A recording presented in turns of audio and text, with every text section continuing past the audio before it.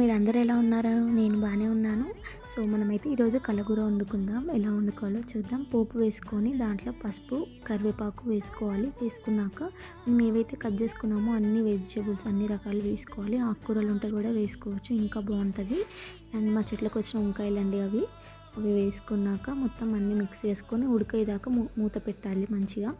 And ఆ టైంలో మనము మిరపకాయలతోని పేస్ట్ చేసుకోవాలి. పచ్చికారం కూర కాబట్టి ఆ మిరపకాయలు కూడా మా చెట్లకు వచ్చినాయండి. అండ్ ఎల్లిపాయలు అండ్ కొంచెం ఉప్పు వేసి పేస్ట్ చేసుకోవాలి, మిరపకాయ పేస్ట్. అండ్ ఇప్పుడు చింతకాయ పేస్ట్ చేస్తున్నాము. పచ్చి చింతకాయలు ఉంటే ఇంకా మంచిది, టేస్ట్ పుల్లగా బాగుంటుంది. ఇప్పుడైతే మనం చేసుకున్న చింతకాయ పేస్ట్, మిరపకాయ పేస్ట్ అండ్ కొంచెం కొబ్బరి పొడి వేసుకోవాలి. అంతే, కూర చాలా బాగుంటుందండి. సో మన ఛానల్లో కుకింగ్ వీడియోస్ ఎక్స్ప్లోర్ చేయండి, సబ్స్క్రైబ్ చేయండి, షేర్ చేయండి. మీకు యూజ్ అయితే వీడియోస్, ఇంకా కొత్త కుకింగ్ వీడియోస్ చేస్తూ ఉంటాను.